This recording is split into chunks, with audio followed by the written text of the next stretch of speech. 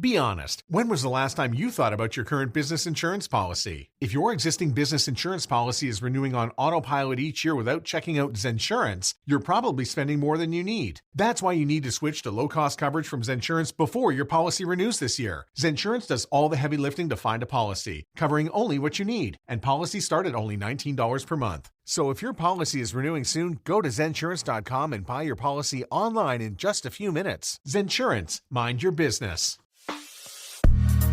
I'm Abby Sharp, and I'm a registered dietitian on a mission to dismantle diet culture. Yes, that insidious multi-billion-dollar business keeping us on a never-ending hamster wheel of hating our bodies, fearing food, and spending our hard-earned money on a seemingly impossible mission to live our best, or more accurately, thinnest lives. On my new podcast, Bite Back with Abby Sharp, I'll be using my signature science and sass to debunk myths, call out the charlatans, and take down the endless barrage of BS bombarding us every day. Tune in each week as I'm joined by guests for expert interviews, engaging conversations, and science-backed information to help you leave diet culture behind for good. Listen on the Frequency Podcast Network or wherever you get your podcasts. Frequency Podcast Network. Stories that matter, podcasts that resonate. Every economist on edge. High living costs. The real estate market is showing an erosion. Canada's economic struggles. Value of the loonie against the greenback. And rising unemployment. Canada's economy is sliding dramatically. Navigating this economy has never been more confusing or frustrating, and we are here to help with that. I'm Jordan Heath Rawlings, and this is Today in This Economy, where we keep you informed about what the latest economic news means for you. You may have seen headlines recently about the September jobs numbers from Statistics Canada. The big headline is that employment rose in this country by 47,000 jobs in September, while the unemployment rate fell 0.1 percentage points to 6.5%. But that doesn't tell the whole story, because at the same time that we were gaining 47,000 jobs, the labor force participation rate was falling 0.2 percentage points to 64.9% in September. Now, those are a lot of numbers, and they're intended to show you the big picture of the Canadian job market, but I wanted to understand how that big picture impacts people who may be seeking a job right now, or even people who are currently holding down employment and wondering if they can leverage this labor market for that raise and promotion they've been waiting for. In order to do that, I'm sitting down with Emily Durham, a Toronto-based career coach and the host of the Straight Shooter Recruiter podcast. Hello, Emily. Hello. Thank you so much for having me. And you know I love to talk numbers, so I'm excited for us to dive in. Well, let's start with the numbers then. Full-time employment went up, job participation is down. Give us those numbers in a little bit of detail and tell us what they reflect about the state of the Canadian job market right now in October of 24. Absolutely. So first thing I want to say is we're trending positive. I don't want to say we should be happy dancing, but we can definitely start to shimmy. So basically what all of these numbers mean is really interesting. So employment going up is super positive. We've actually seen almost 47,000 new jobs be created in the last couple of months. That's nearly double what we've seen over the course of the summer. So big thumbs up there. What's interesting though is if we look at that number in a vacuum, we're actually losing a lot of really important context. You mentioned that participation is down. So job participation is referring to all of the people who are able to work, so of working age 15 years or older, who are either seeking employment or are actively working. So everyone who's engaging in the job market. That number is actually down. So what that tells us is even though we have a surplus of jobs being created, that tends to signal that we're still in some economic turbulent times. Typically, when we see job participation rates dip, it's because the job market is so tricky that people self-select out and find other ways to sustain their lifestyle. And people often will take breaks from seeking employment because the market is so tricky. Another data point that's kind of furthering this and kind of telling us we're not quite out of the woods just yet is the employment rate. So the employment rate is the percentage of people who want to work, who are eligible to work, who are actually working. And that number actually hasn't been increasing. That also saw a slight dip. And that is typically pointing to the fact that, again, all of those roles that we've created, which is fantastic, big 47,000, isn't actually keeping up with our increased population, particularly Gen Z and Gen Alpha.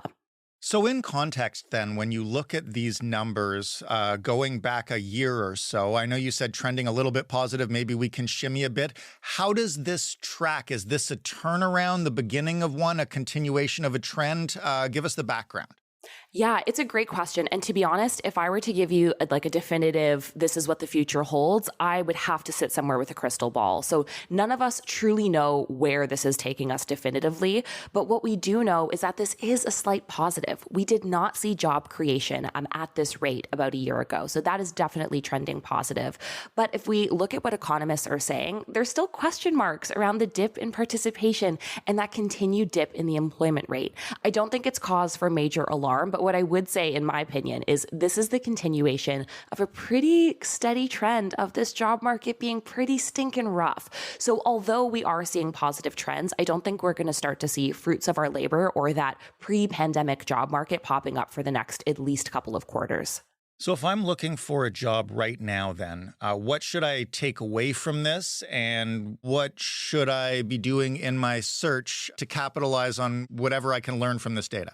Absolutely. So if you are hunting for your dream job right now, first of all, don't panic. This isn't bad news. We've been there, done that. We will bounce back from the tricky job market that we're in. First of all, you need to understand the challenges that you're feeling in your job hunt. It's not you, it's the market. So give yourself a little bit of grace. But tangibly, what you're going to have to understand is that there are more job seekers than jobs available. So what that means for you is having the perfect resume is no longer enough. Applying to 1,200 jobs, unfortunately, isn't enough. Everybody has the quote unquote perfect application package in a world of ChatGPT and AI. What's going to set you apart isn't what you know, it's who you know. This is the time for you to be going deep on networking, go to industry events, identify mentors, ask for referrals.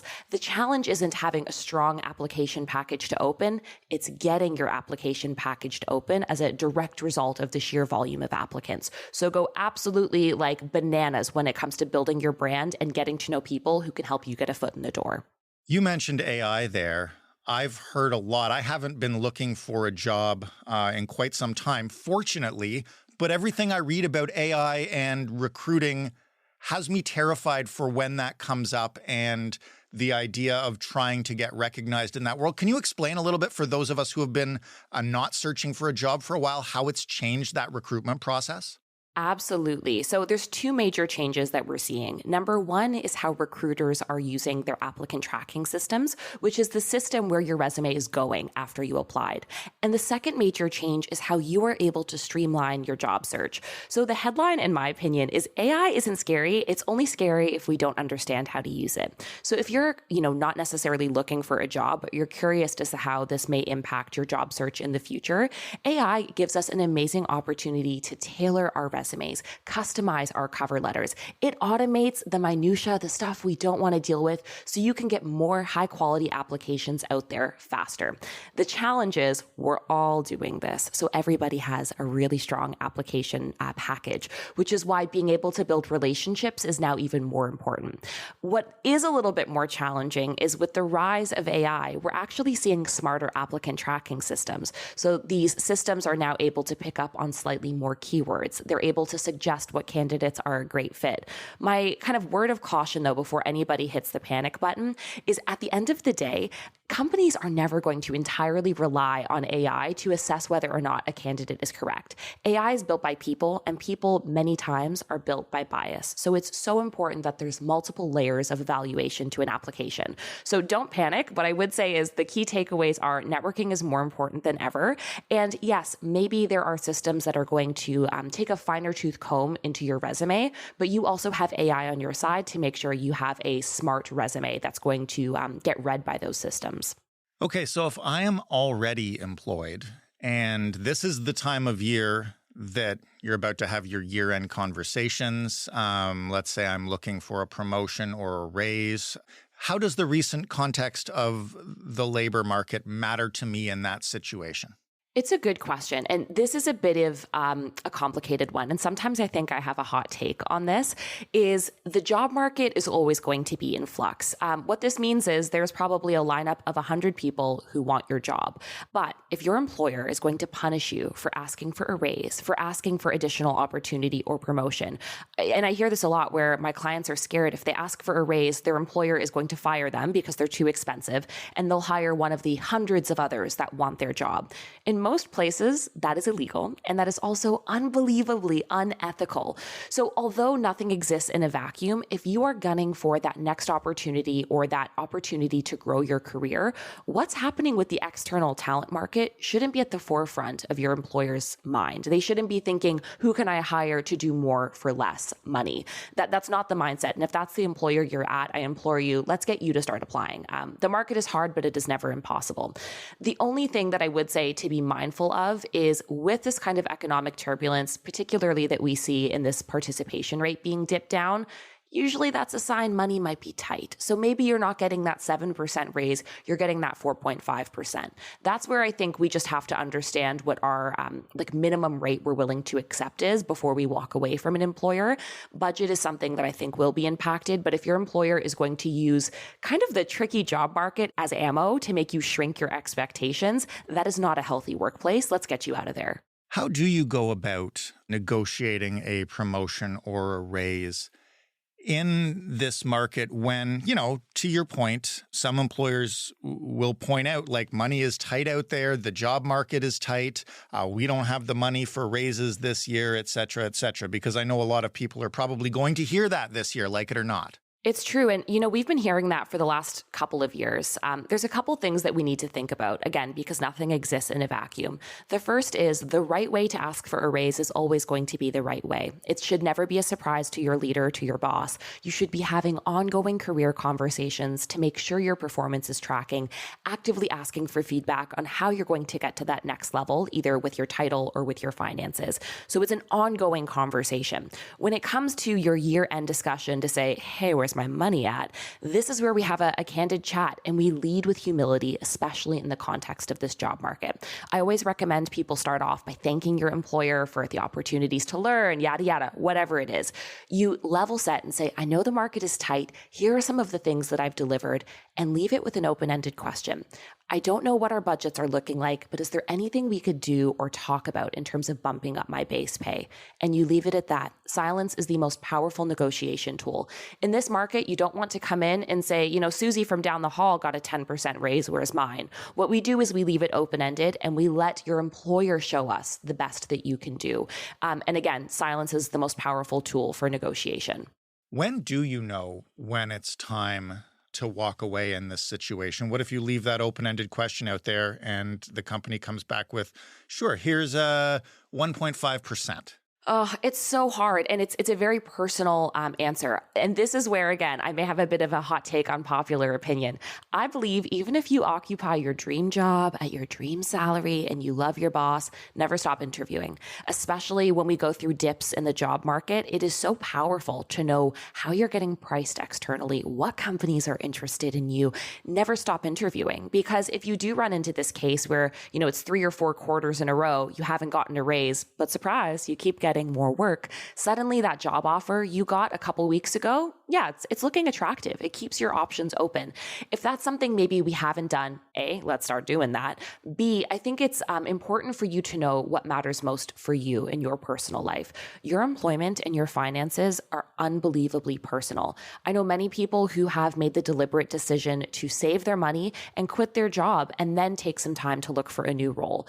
I'm a big believer in it's easier to find a job when you already have one. So my personal kind of rule of thumb is the lack of ability to get new opportunity and a bump in your salary consistent. Consistent for me means about a year.